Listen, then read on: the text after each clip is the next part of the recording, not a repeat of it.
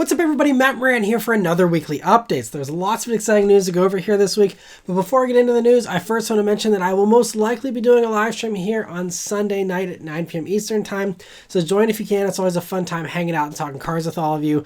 We'll see how my cold goes here. I'm a little bit sick again this week, but as long as I'm feeling okay, maybe even if I do like a shorter live stream or something, but I will try and do one here on Sunday, so stay tuned for that. But getting into all the news here this week, the first news story here is that Motor One has spotted a new trademark in Brazil for the GR Celica name. And so this is the first time we've seen GR attached to Celica branding, I believe. We've seen Celica has been trademarked over the past couple of years in various places that were kind of giving us a hint that maybe this is actually something coming, but it was kind of ambiguous because maybe they were just, reserving the rights to the name for marketing purposes or whatever. But now to see it with GR, pairing means that, one, this is a modern thing that they're, preparing or working on as far as the naming goes, at least. And two, this also is our first confirmation, I believe, that there is actually going to be a GR variant, or that the Celica in general will be badged as a GR model, much like GR Supra doesn't have a non-GR version. So it could either be that way, where they're all GRs, or that there is a GR variant. We'll have to see which way that goes. But great news either way. Just the fact there will hopefully be a GR Celica. I mean, there's a chance they trademark this and it goes nowhere. But, I think even last year, the chief technology officer of Toyota told Best Car that we will make the Celica. So they straight up said it. There's been some back and forth since then, but it seems likely we will see, though. We haven't seen, I don't think, anything spied or any other, suggestions or anything, or hints or leaks or anything. So I have no clue, but this seems like a pretty strong indication that that is actually happening. So very exciting to see that nonetheless. In some other Japanese sports car news here, there's a new report by Japanese Best Car magazine here that they put out this week that claims that Mazda and Toyota are working together on a rear-wheel drive sports car, I believe like a two-door actual sports car thing, and that this would produce a new Supra and also a new sports car for Mazda. I'll just say right up front, this seems highly unlikely to me. I would not get excited about this. Take this with, a large grain of salt. This is most likely just good rumor mill stuff to get clicks and, eyeballs.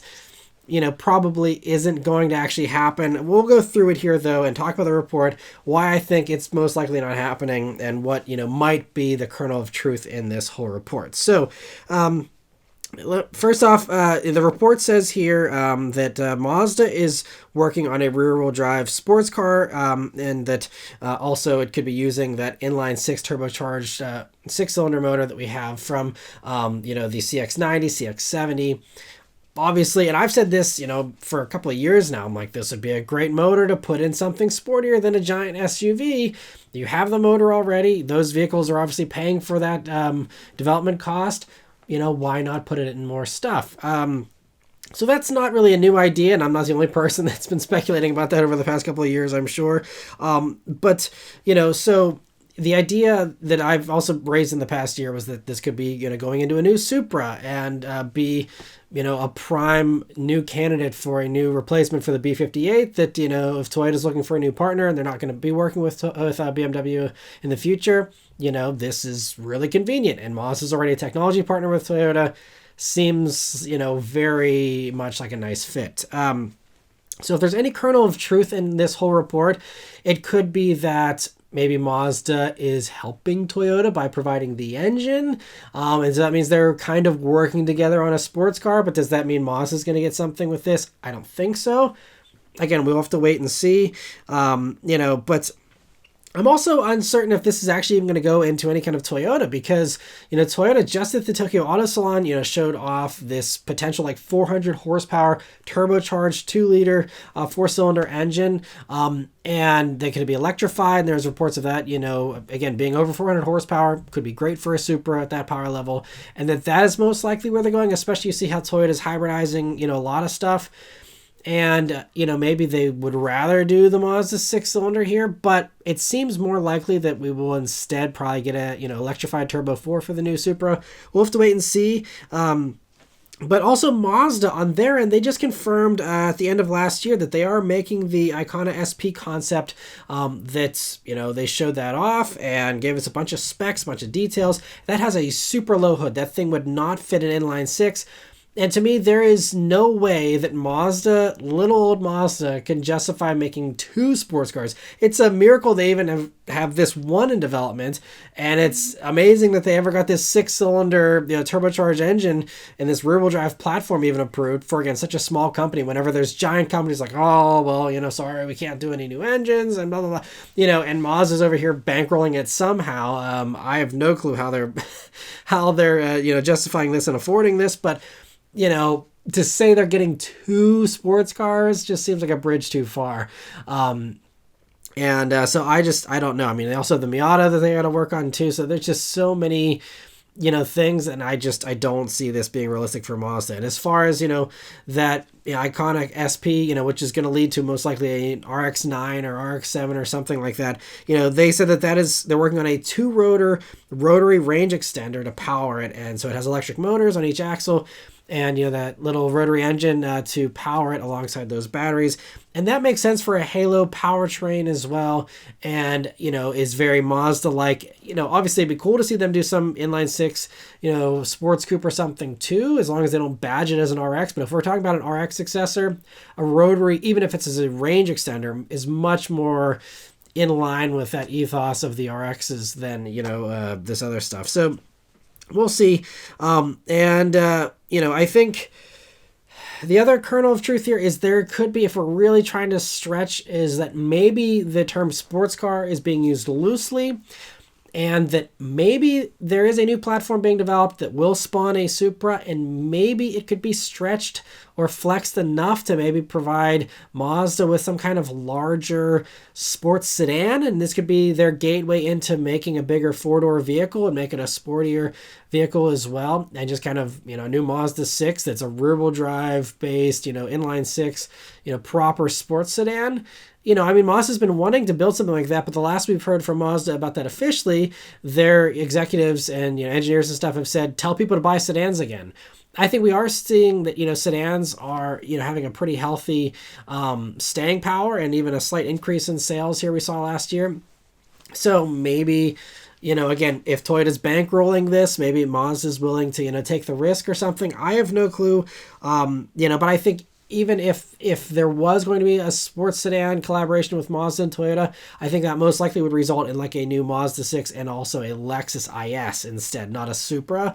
And there's been rumors and talking about that whole thing as well, of there being a new Lexus IS that's made in partnership with Mazda. So I think, that makes more sense too. Again, there's probably, maybe a little kernel of truth here or there, or something that has some merit. But, building this up like Mazda's going to get some, Supra variant. Again, maybe if Toyota's bankrolling the whole thing, but I can't see Mazda spending a single penny on this, considering their own, a deep investment in, their own sports car, obviously working again on next-gen Miata that is, going to be due for a new version here in the next couple of years. They got to be starting to work on that. Do they even have enough sporty engineers to spread across this RX project, a new Miata project, and now a third sports car within, again, little Mazda? I don't know. To me, like, this just does not make sense or hold water. But again, great rumor mill piece. Always fun to speculate. We'll see what happens, but definitely do not get excited about that anytime soon. Moving on here for some official, legit Japanese vehicle news here. The Honda and Nissan merger has officially been canceled. And so there was a joint press release that both companies put out here this week where they said Honda proposed changing the structure from establishing a joint holding company where Honda would appoint the majority of directors and the chief executive officer based on a joint share transfer as initially outlined in the MOU, to a structure where Honda would be the parent company and Nissan is the subsidiary through a share exchange. So basically, they both confirmed that, the initial entry into this memorandum of understanding was that we're going to be equal partners. And then Honda's like, actually, we want to be the top dog here and call the shots. And you just kind of are along for the ride and, get the money to go along with that.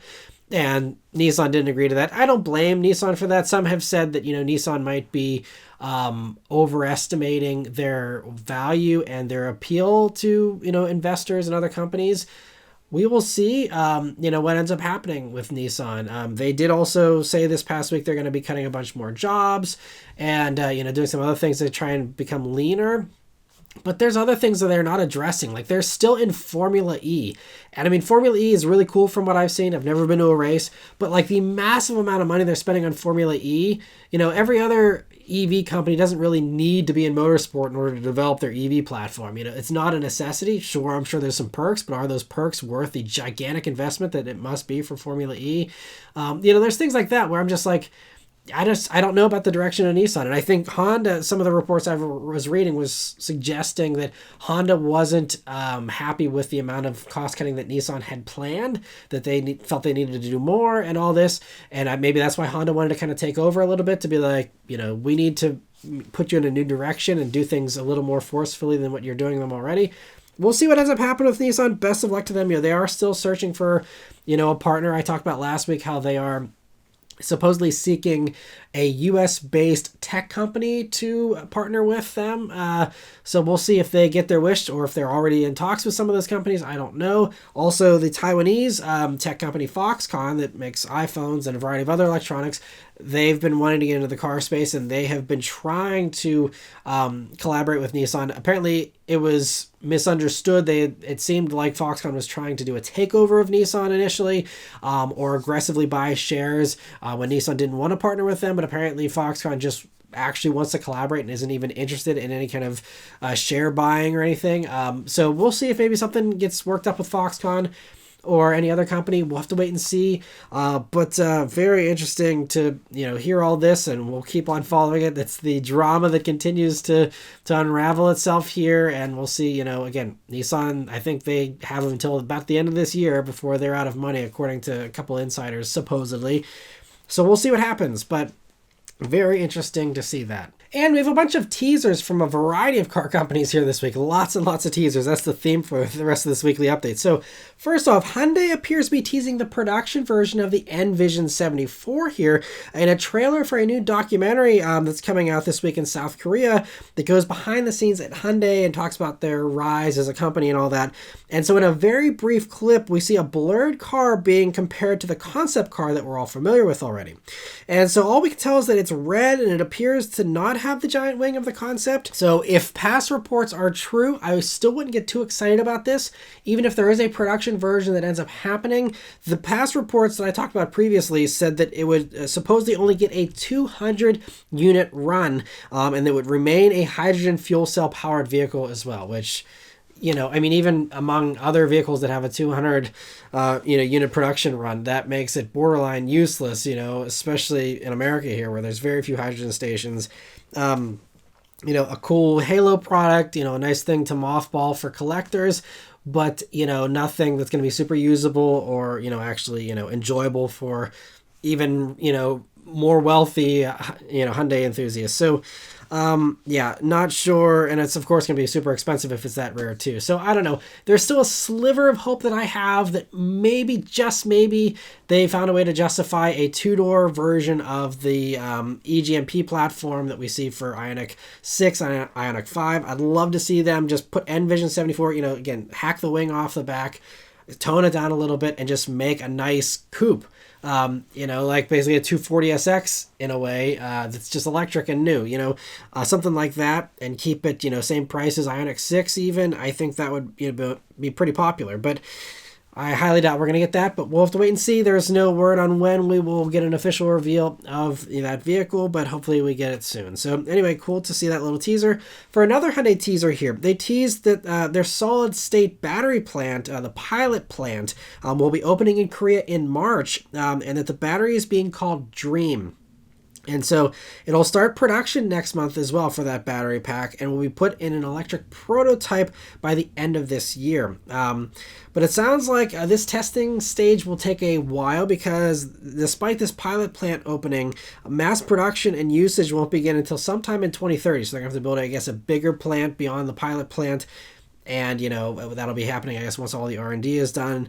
But again, sometime in the year 2030, so about 5 years or so away from seeing possibly, more large-scale commercialization of a solid-state battery here. But it's great to see that there's progress and that they're putting up a factory. And this is something that they're actively going to start testing here, not just in a lab, but in an actual prototype vehicle, and really start to do some real world testing of solid state. And so this is huge. I mean, people have been talking about solid state batteries for decades. It's a really big deal. And if they've actually, Hyundai has been one of the ones that kind of on the forefront of, EVs here in a lot of ways. They still have the fastest charging out of any mainstream brand. We have really impressive stuff. And so if anyone can crack it, I think Hyundai is one of the top, contenders in my mind to, actually get this to reality in a vehicle that isn't insanely expensive. And that's huge. I'm really excited. This could be huge. Because, then we're talking about super short recharge times, tons of range, and also very power dense. So you don't need to have these gigantic, heavy vehicles to fit, long range battery, and could open it up to more sports cars. It just all kinds of perks. So super exciting to hear that. Hopefully the testing goes well. Hopefully all the other, dominoes fall the way they need to in order to make this, actually be a reality for the consumer sometime in the 2030s. But very cool to see that. Kia this week has teased a few models ahead of their annual EV day that'll happen in Spain on February 27th. So two models that they'll be showing off here that have a good chance of coming here are the production version of the EV4 that they showed a concept version of 2 years ago, and that looks to be possibly based on the K4. We'll have to see, but it seems like it's about similar size and has some similar kind of styling. And they're also going to be showing off an EV2 concept, which looks to be about the size of the Hyundai Venue, maybe Kia Seltos, that kind of thing. It'd be like a subcompact EV. And the front shows off an interesting double DRL LED arrangement there. And both of these, of course, should be lower cost EVs. Kia and Hyundai have all kind of teased this like 400 volt platform. So it's going to be slower charging than the stuff we currently have, which I don't love that going backwards in progress there, but that they will be, just lower cost, probably a little bit lower range and all that compared to the stuff we have currently, but will be, again, just affordable. And so we'll have to wait for more details on those, but hopefully we get more on the 27th.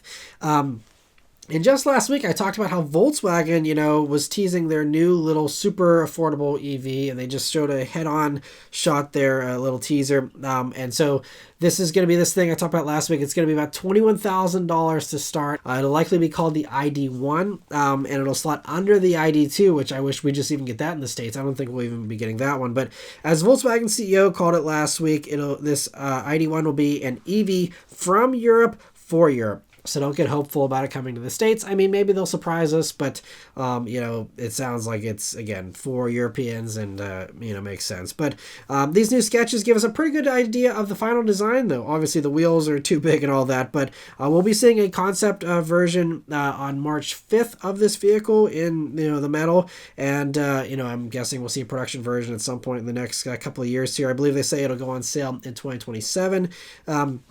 But yeah, it looks really cool, really fun to me. Let me know what you think about that one in the comments below. Jeep has teased the next-gen Compass in a new YouTube video that they posted called Tech Talks with Ned Curry, Episode 1 on AI.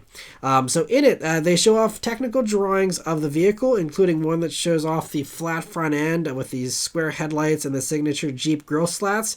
And it also looks a little more boxy all around compared to the current generation. And it actually looks pretty cool. I think that could sell pretty well. Let me know what you think about that one in the comments below as well. But the video also shows that it'll be related to the Peugeot 3008. As we've known previously, it'll come in both electric and gas variants. And it'll be riding on the STLA Medium platform. And so, this thing can't come soon enough. This and Cherokee. We just saw Cherokee Spied this past week as well. That's going to be gas-powered, at least with one of the variants of it, because there was spy shots of one running around with exhaust fumes and all that. So that's hopefully on the horizon here at some point this year. And then we also have, this new Compass as well, which rumors suggest should be debuting in November. I don't think we have any official confirmation just yet, but hopefully, we get a whole new onslaught of impressive new Jeeps here soon. But great to get that teaser there, though. For a small EV that we got a full reveal of this week, Volvo has debuted the cross-country version of the EX30, and it gets slightly more ground clearance, larger wheels, and an option of all-terrain tires, plus there's unique fender flares and black segments on the tailgate and on the front bumper, and a grille that's even engraved with the topography of a mountain range in Sweden. The roof rack and basket are options there as well, which is fun. And the interior appears to be the same as a regular EX30, and power-wise, it's going to be the same as well, coming only with the twin-motor powertrain, which is the top one for the EX30 that provides all-wheel drive, 422 horsepower, and 400 pound-feet of torque in this little thing, which is going to be wild, by the way. That's going to be so fun. It's powered by a 69 kilowatt-hour battery, that's gross capacity, that does 265 miles of range and can charge from 10% to 80% in 26 minutes.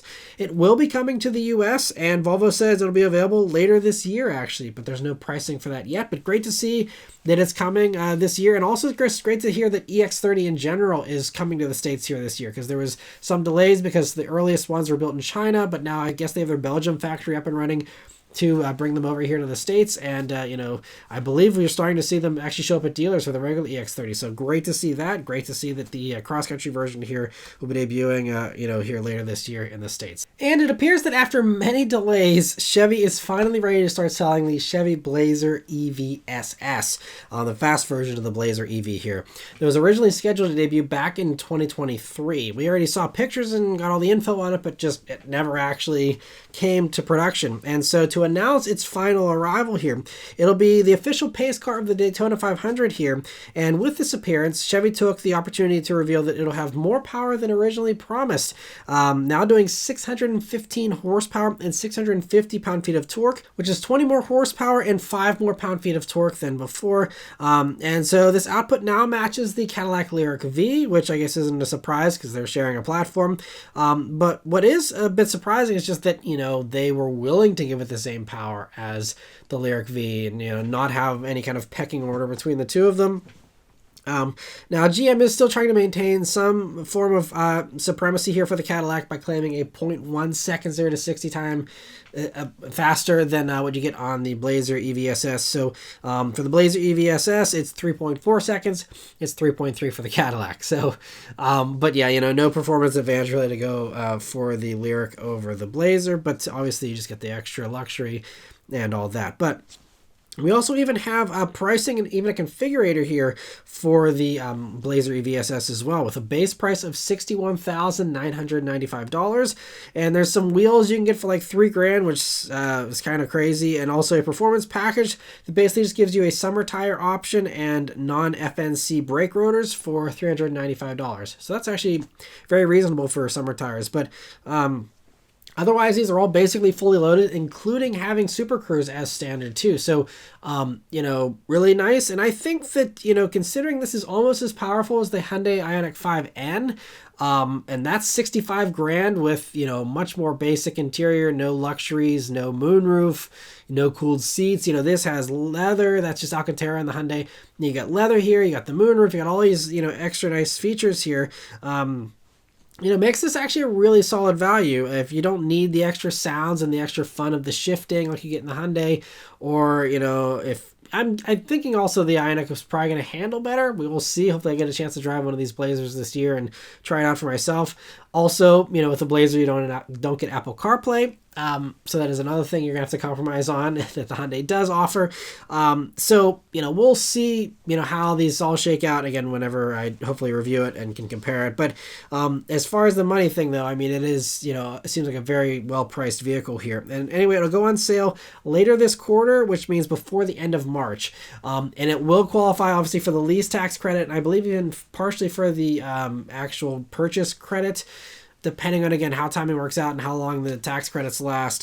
But, at least we have these things coming here in the next month or so. So hopefully maybe a few of those can squeeze in with the tax credit before that evaporates. We'll see. But anyway, really great to see that finally arriving here. Autocar this week has a new report citing senior sources that claim that Porsche is making a new Dakar version of the 911. And the car was originally marketed for the original Dakar as being a 2,500 unit run. And so we'll see if this version for this new one is limited to that same cap, or if it's an unlimited regular model at this point, or what they end up doing with it, because it might just become a regular variant every half generation that they always end up doing. But I'm sure there'll be some collectors that'll be upset, if the car you thought it was some special one-time only thing, and then now it's like, oh, we're just gonna do this all the time. Could be disappointment for collectors if their car is a little less special, but I can't blame Porsche either. If it's a huge hit, why not keep raking in the cash here? And also, some of those collectors might not be too upset, because this report claims that this new Dakar is going to be getting the T hybrid powertrain from the new GTS variant. So it's not quite as pure, I suppose, as, a original Dakar, which doesn't have the hybridization. So, maybe that'll comfort some collectors there.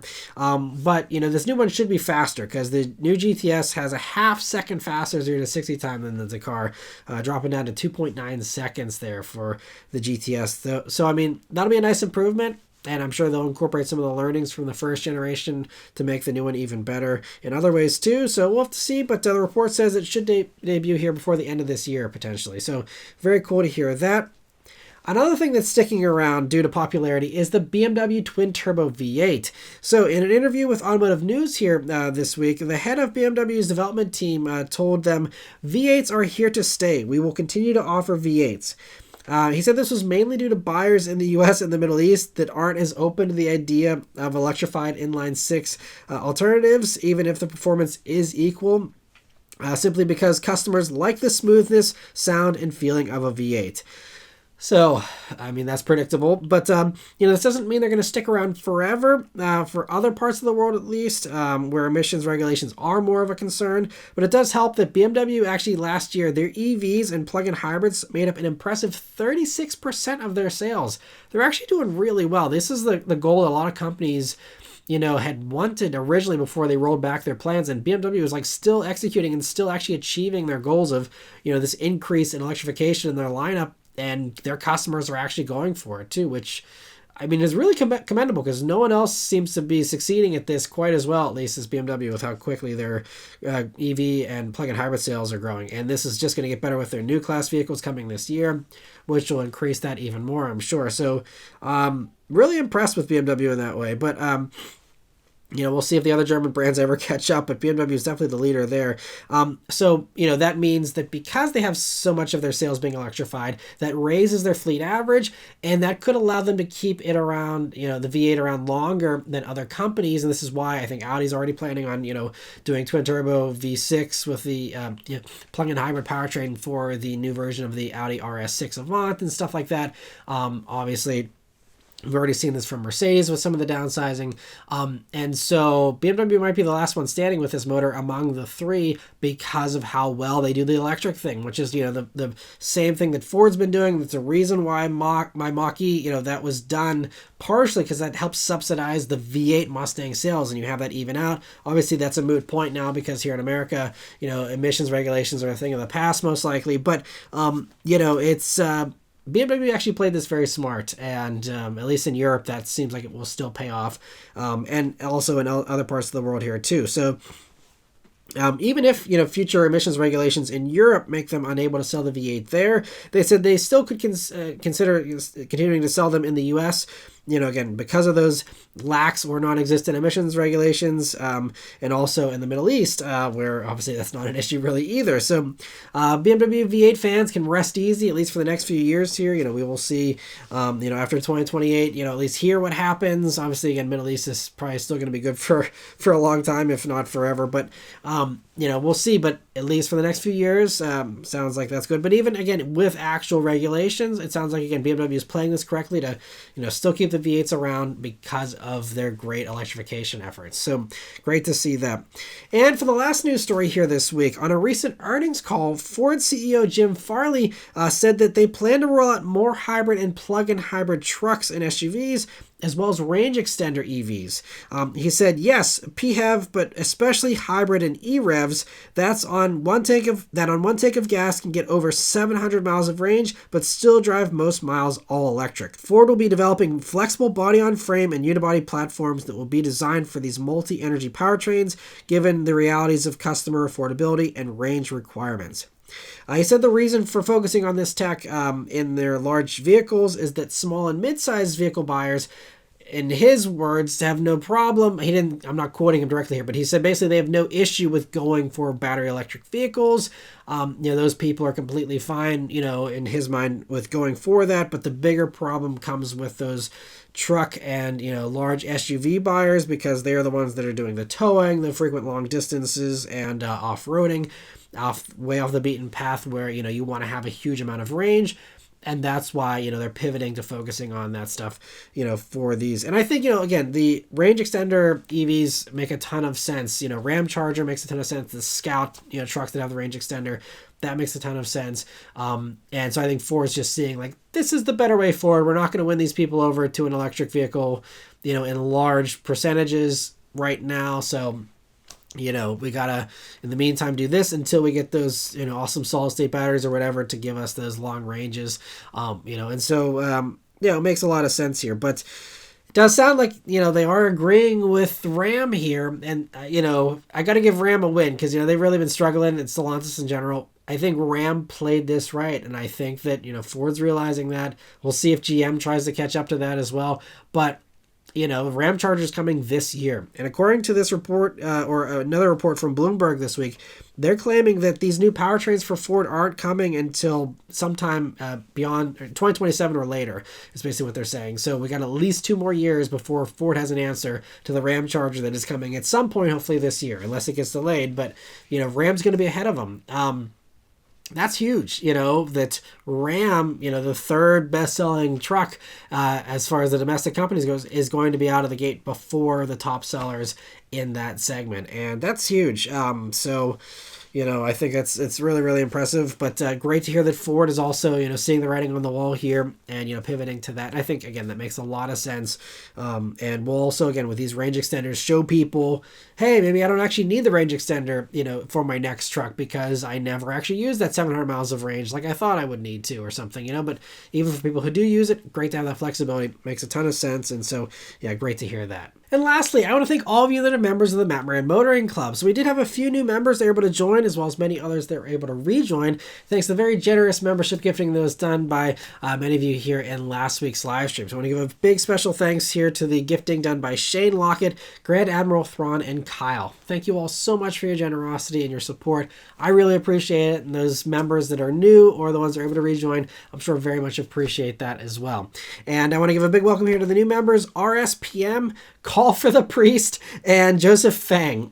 So welcome to all 3 of you. Hope you're enjoying the membership perks here so far. I'm looking forward to chatting with those of you who can make it to the next live stream here, where those members always do get that priority answering. And if you'd also like that priority answering, as well as all the other perks that come with being a member, there's always join buttons here on the video page, on the channel page, and a link in the description.